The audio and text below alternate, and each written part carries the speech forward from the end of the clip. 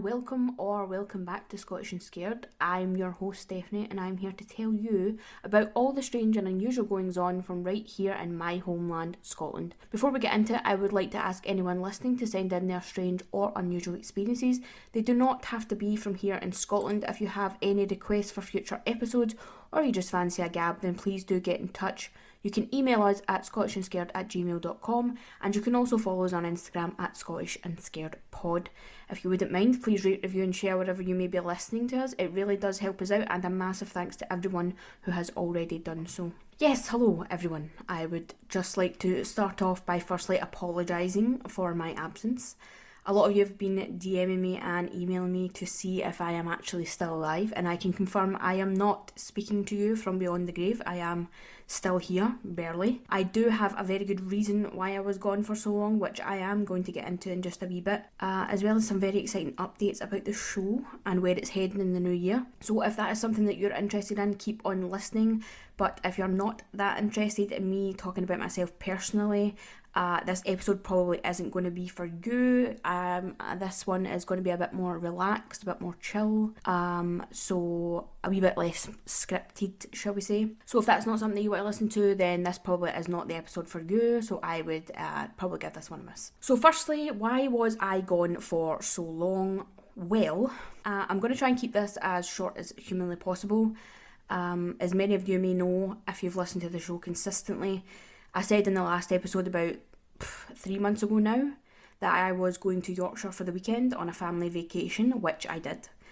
But if you are from Scotland, you will know that you can basically turn the tap on anywhere here in the country and drink straight from the tap, because we have like clean filtered water. That's just a thing that is it's just part of daily living here. But in England, however, they don't. At least where I was staying, they didn't have clean tap water. I don't know if that is the same for the rest of England, but just in the specific area that I was in, I was told not to drink the tap water. Obviously, this is like common knowledge for any Scot travelling like anywhere. You forget sometimes, like when you go on holiday, that you can't just turn the tap on and use the water. But because I was in England, I didn't really think about it that much, because I was just thinking it's the same. So my cousin and I, who I was with, we have a coffee every morning, like most people do, to wake us up a bit, and we bought bottled water and used that in the kettle for our coffee, and we did this for about 3 days, and then I started to get this weird feeling in my throat,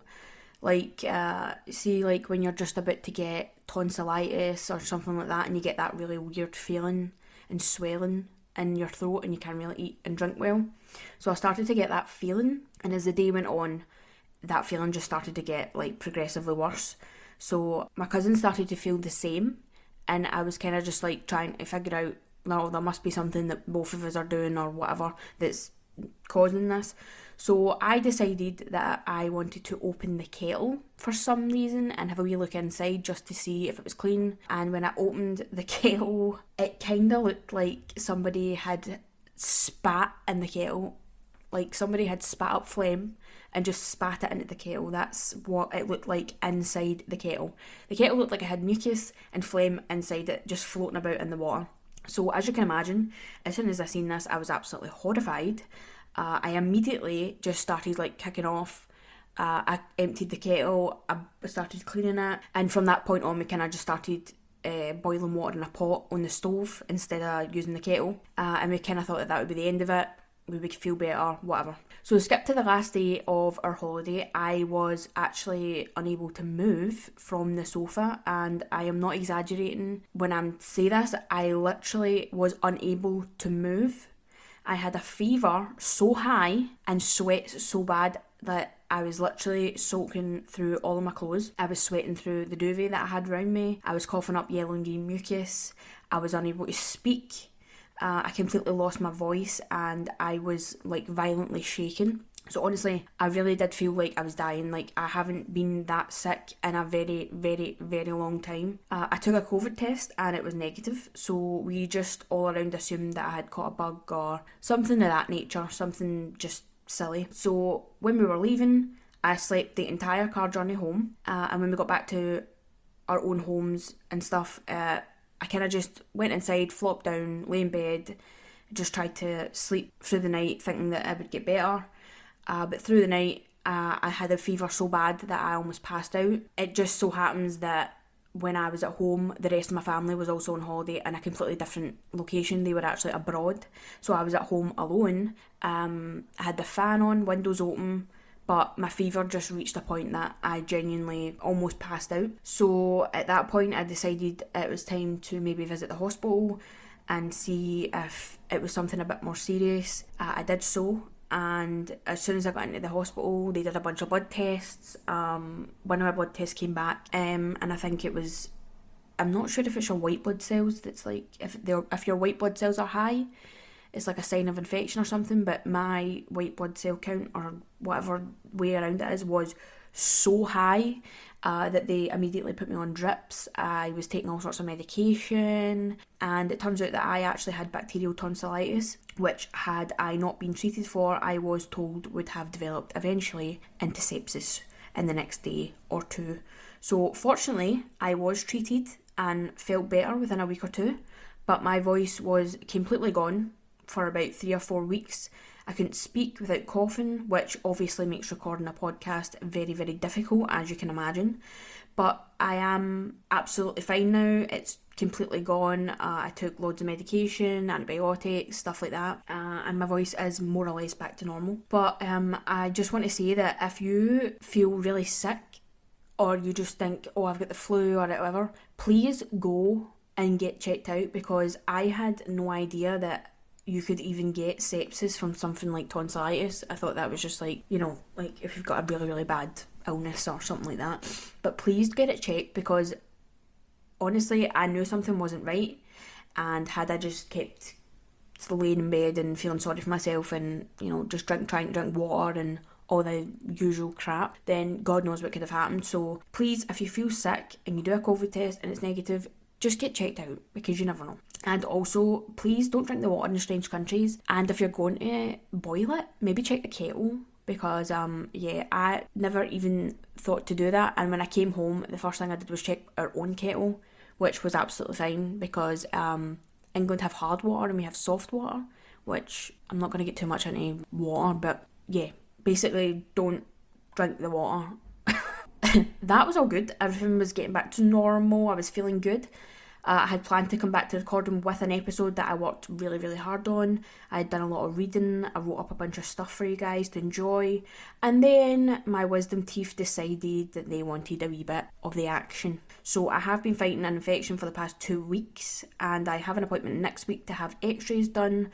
Hopefully, I will have my wisdom teeth removed, so there will be no more dental related issues. But in summary, I just feel like someone really, really didn't want me to talk or open my mouth, because as soon as I felt better, something else came up, and it was always related to my throat, my mouth. So, but I did not take out a library card for nothing, let me tell you. So I just wanted you guys to know that that's what's been going on, and that's why I haven't really been active anywhere. There was a good reason for it. I didn't just ghost. But enough about me, let's talk about the show. The day of recording this episode is December 31st, which is Hogmanay here in Scotland, and I will have this edited and uploaded on the December 31st. So if you're listening to it today of it being uploaded, Happy New Year. This past year I have learned a lot about podcasting, and I would like to think that I've upped my game a wee tiny bit. I have put a lot more time into these episodes, and I do try and bring as much as I can to whatever I'm talking about, instead of just the basics. I'm trying to get a wee bit more in depth. As I said, like, I've been going to the library, I've been reading a lot, just trying to build my basic knowledge of Scotland and its history, so that I can dive a wee bit deeper and give you guys a wee bit more of a background and know what I'm talking about when I'm talking about it. And I just hope that that does reflect when you listen to the show. I hope it has got progressively better. Of course, in the start, things aren't going to be polished and great and amazing, but I'm hoping now that things are starting to sound a wee bit better, things are starting to be a bit more enjoyable to listen to. But going forward, I want to try and keep up that effort and that level of work, and I really want to be consistently uploading every week for you. If you've been listening from the beginning, you will know that I did have a co-host, and that was kind of the direction that we wanted it to go in, keeping it more conversational. a bit more light-hearted, more jokes and stuff. I felt like that really wasn't the right person to do that with. I felt like it was always too much carrying on, but I mean, that is my personality. I feel like I'm very funny. I like to make jokes. I like to make people laugh. But I just felt like sometimes it was just too much off the path of what we were talking about. Currently, I am looking at spaces to rent or buy where I can set up an actual studio dedicated to this podcast. Right now, I do this from my home, which is absolutely fine, but if I did have a bigger space dedicated to the show, I could have guests, and we are thinking about having a co-host again.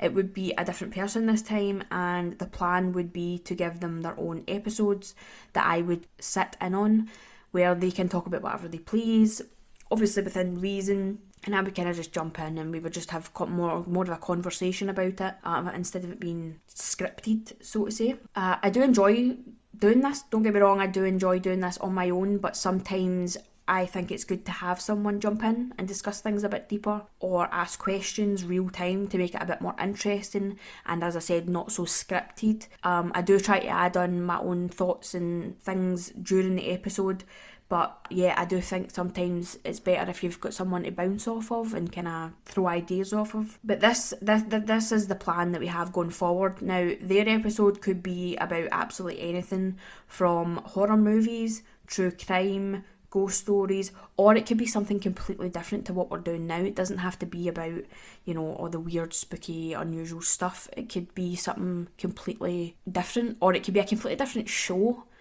We could do a completely separate show that's separate from this, that's about something completely different. That could be about our personal lives, our experiences. It could be about absolutely anything. So that is something that we're really looking into right now, and we'll figure out in the new year at some point. Also, really important, if there are any earlier episodes that you would like me to revisit or just redo entirely, please let me know. I would be so happy to do so.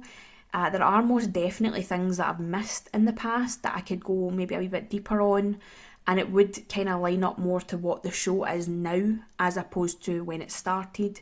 Because I know that a lot of people listen to the first episodes and they get a little bit confused. They don't really know. They listen to like the first 4 episodes and then they get a bit confused because suddenly there's no co-host and it's a completely different vibe. So some people don't like the vibe at the start. I've had a lot of people message me and say that they feel like it's easier to listen to now, which I totally get.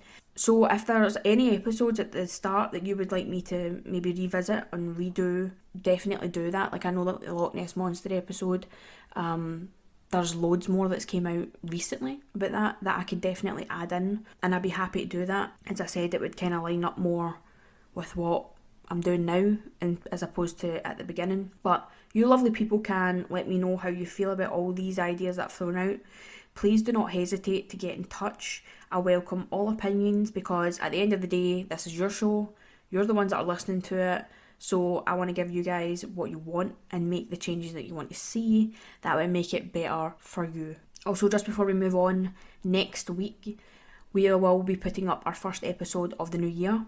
I do have 2 stories already wrote up. They're ready to go. But I would like to have it be a bit more relaxed. And I would like all you listeners to send in questions or things that you would like me to discuss during the episode. They can be about anything you like. They can be about the show. They can be topics I've discussed. Or they can be about me personally, obviously within reason. If you'd like to get to know a bit more about me, then that's fine. So get your questions sent over as soon as possible, and I will feature them in next week's episode. Or if you have any stories that you would like to share, that you're happy for me to read and discuss, those are also welcome. I just think it would be really nice to do our first episode of the year based around the people that are listening. You can get to know me, I can get to know you, and I think that would be really nice. So if you're interested in doing that, please get involved, send them over. I'm always happy to talk to you guys, so please do that. Now, I have blabbed, and why don't we just get into what we're here to talk about? As I said, I will be recording this December 31st, but you might be listening in the new year. But today I am going to talk about Christmas, Yule, winter solstice, however you celebrate the holiday season, but obviously relative to Scotland. And at the end, I'll talk a wee bit about my plans for Hogmanay and give you a wee bit more background on what Hogmanay actually is. So as many of you are aware, modern day Christmas is kind of like a Christian holiday. Let's be honest, not a lot of people I know celebrate it as such. But most of the traditions and activities we would associate with Christmas actually predate that holiday entirely. In Scotland especially, there is ancient history relating to the celebrating of the winter solstice and Yule, as opposed to Christmas and all that other stuff. There are a few different influences in terms of where these traditions originated and how they kind of merged to become what we modern people would term as Yule, because I know there are people out there who do still celebrate Yule, I being one of them. So yeah, let's just talk about that. So here in Scotland we had the Picts, who were an ancient civilization that lived here in Scotland. They were one of the first people to settle and live here. There is not a lot of information on their practices online, and I really struggled to find anything in the library. So if you have any recommendations on where I can get some information on on the Picts specifically, please let me know. But I would assume that they obviously had their own practices and traditions when it came to the winter period. Unfortunately, I just was not able to find anything specific to them. But then we had the Celts, and it is important to note that when I talk about the Celts, I'm talking about the Celts who lived here in Scotland. The Celts were people from all over Britain, Ireland and Europe. They are not just specific to Scotland and Ireland, which I think people seem to think for some reason that they are. Like, I know that the Celtic is kind of like an Irish Gaelic word, but that doesn't mean that they're specific to Ireland or Scotland. They settled all over the world.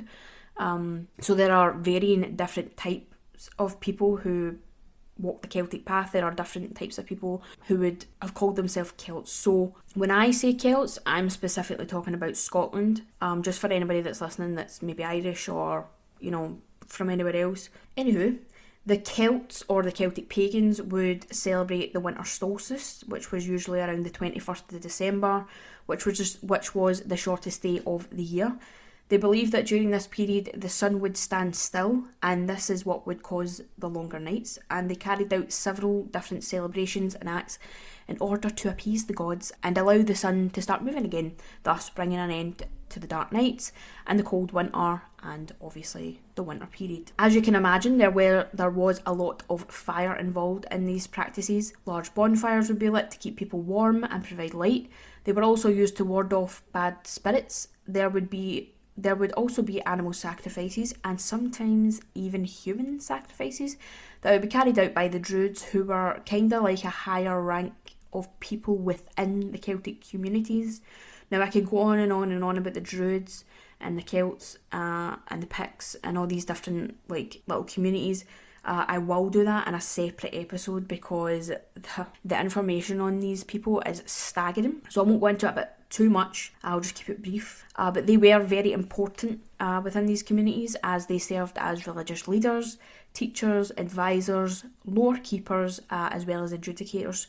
So they have their own story, which is absolutely massive, and I don't have time to go too deep today, but I promise you I will in a future episode. Now, the actual period known as Yule was said to have been given its name by the Viking settlers. The Vikings were known to have raided Scotland and settled between the 8th and 15th century, and they had their own traditions in celebration of the winter solstice, which they called Yule. Now, I don't know if I'm pronouncing that correctly. If I'm not, then slap me in the face, but I'm just going to say Yule. Yule. There are a few of their traditions that we are familiar with today, so it's safe to say that the Celtic and the Norse traditions kind of mixed together over time, and they kind of make up what we now know as Yule here in Scotland. I don't know about other places in the world. The actual word Yule comes from the Norse word for feast, and feasting was a massive part of the midwinter celebrations, as you can imagine. So I'm going to go through a few of the things that would be carried out during Yule, and they will probably sound familiar. The first would be the most known, and that would be the Yule log, which was an actual log. Usually a large chunk of oak from one of the surrounding trees would be brought indoors and burned in tribute to the gods, and those who sat around the burning log would be blessed with good luck and prosperity. The log would continuously be left burning until eventually it would turn to ash, and the ashes were then kept for good luck for the year ahead.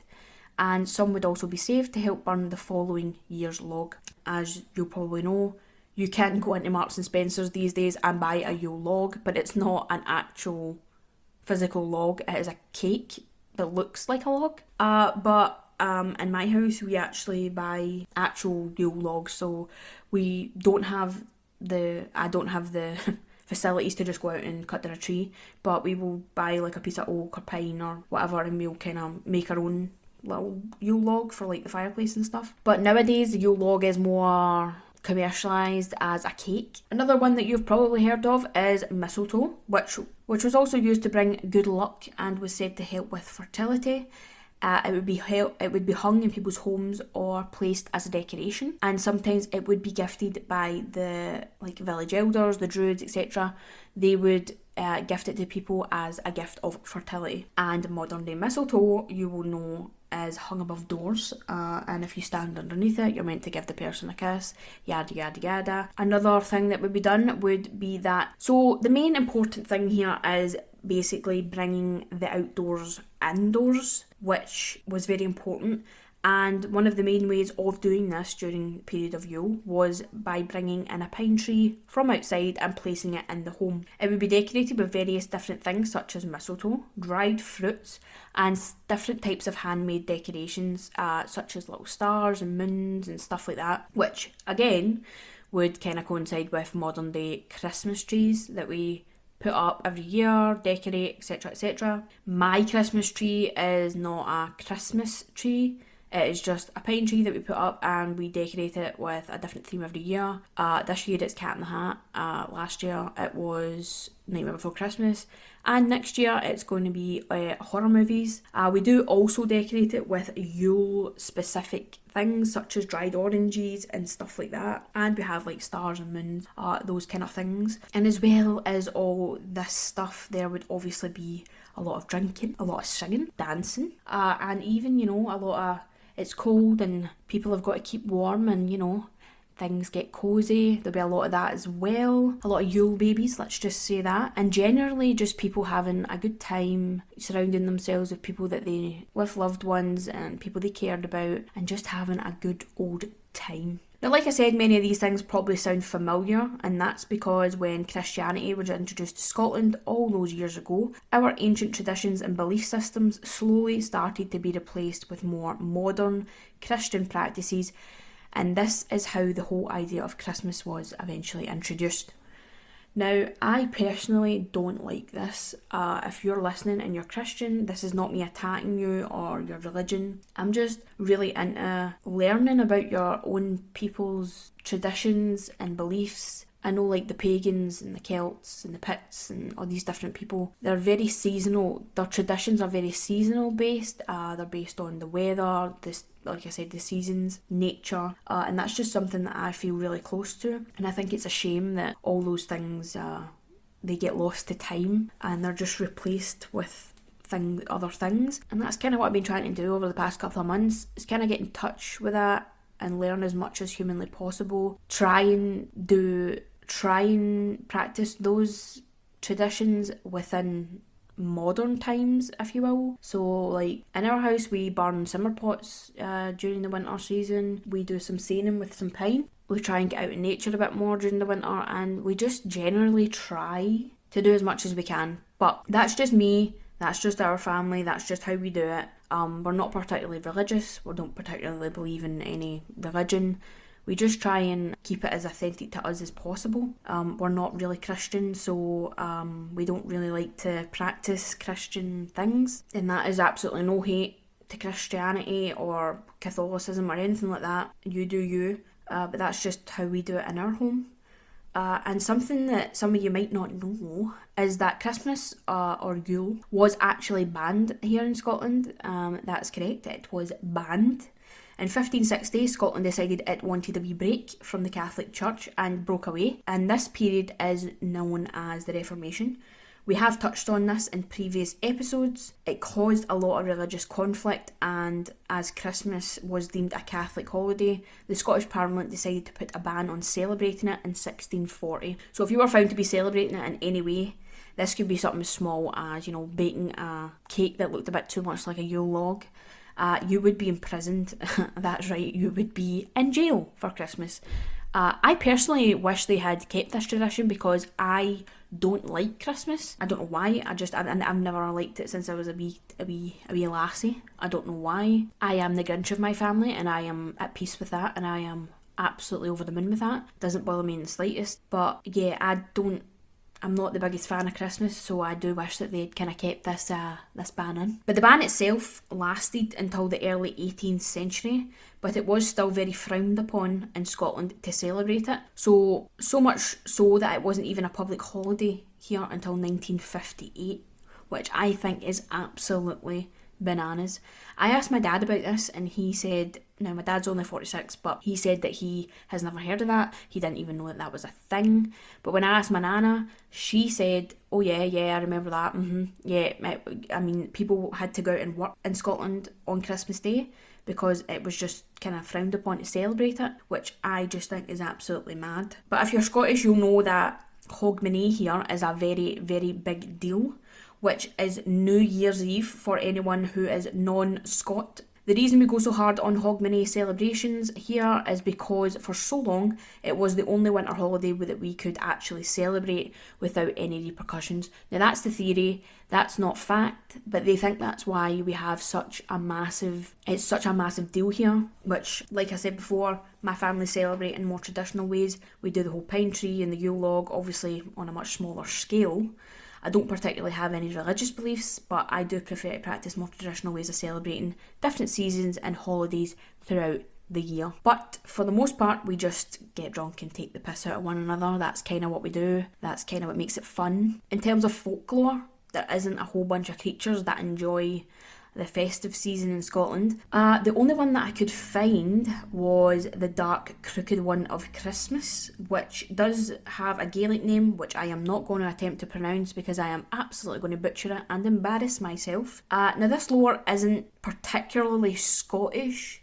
It did originate from Ireland and it is based on a Celtic idol from their folklore, but it did seem to find its way over here to Islay, which is an island in the Inner Hebrides on the west coast of Scotland. So that is kind of why I'm bringing it up today. Essentially, the Dark Crooked One is the Irish/Scottish version of Krampus. During the festive period, children would be warned that if they did not behave, the Dark Crooked One would be paying them a visit. Now, if you've ever heard the wind blowing through a keyhole or a window when it's windy, you'll know that it can be absolutely terrifying.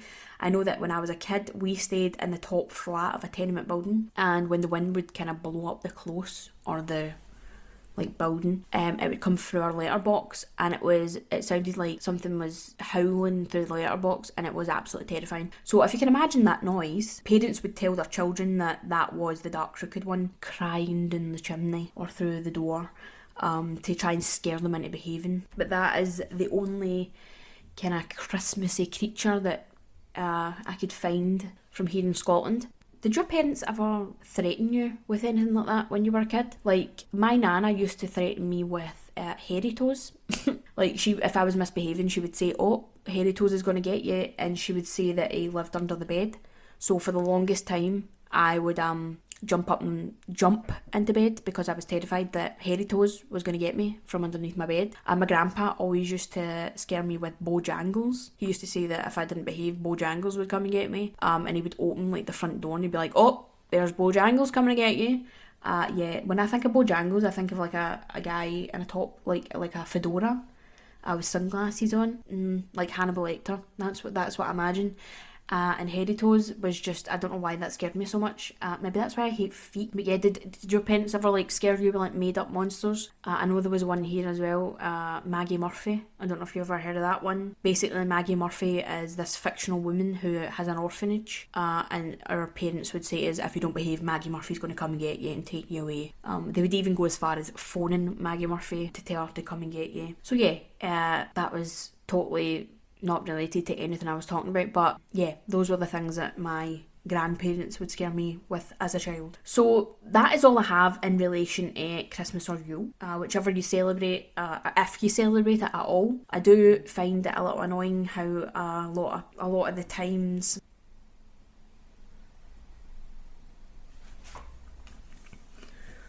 I do find it a little annoying how a lot of, ancient ways seem to just disappear and are forgotten about. I think it's important to know about your people, what your people were about and how they celebrated important periods of the year. But as I said, it's really hard to find reputable sources. Again, if you know any books or articles I should read, please let me know. And if I've got any of the information today incorrect, please do not hesitate to correct me. This is just me putting together all the things that I was able to find. Now, with it being December 31st, I would be very foolish not to talk a wee bit about Hogmanay, or New Year's Eve. Here in Scotland, when celebrating or talking about New Year's Eve, we call it Hogmanay. I don't know where the word Hogmanay came from or the meaning behind it. That's just always been what we call the last day of the old year. The celebrations here in Scotland are pretty big. Like I said earlier, this may be due to the fact that we were not able to celebrate Christmas for a long time, so we kind of go all out for Hogmanay. The celebrations are probably very similar here to the rest of the world. We let off fireworks, we have parties, we drink alcohol, and we just generally enjoy leaving the old year behind and spending time with loved ones and family. I know in Edinburgh that they have a street party every year, and if you've ever been to it, it's absolutely amazing. It's pretty famous around the world, along with the song that we all sing at the bells, Auld Lang Syne, which is a famous Robert Burns poem, who is indeed Scottish. We also do first footing, which I don't know if that's just a Scottish thing, but basically right after the bells, we go visit neighbours or family with a small plate of food or a card. It's meant to bring kind of like good luck, to be like the first visitors of the new year essentially.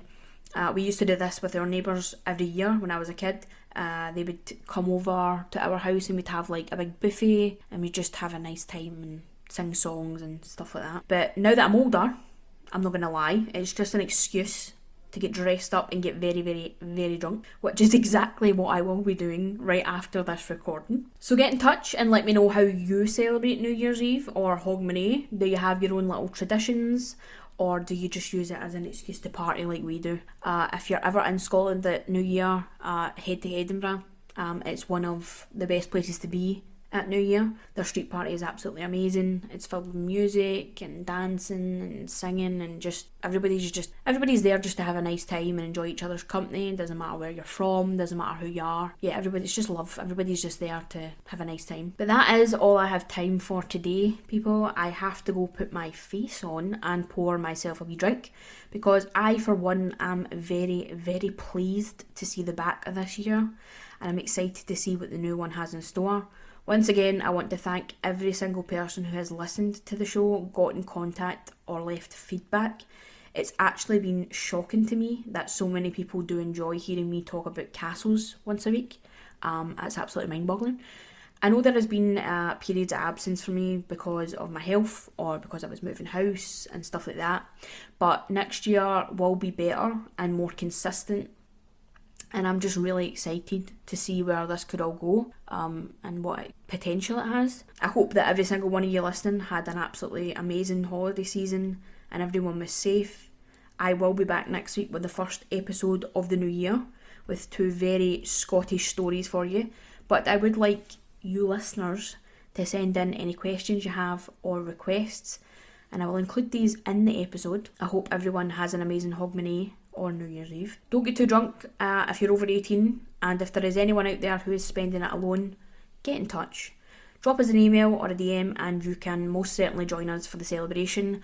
Don't sit on your own. I know right now with the pandemic and the lockdowns and the COVID and the Omicron and all this stuff, I know some people will probably be on their own, but don't celebrate in silence. Get in touch with us. I hope you all enjoyed, and I will see you in the next one. I hope everyone has a fantastic new year, and if you're listening in the new year, happy new year. Stay weird, stay scared. Bye folks.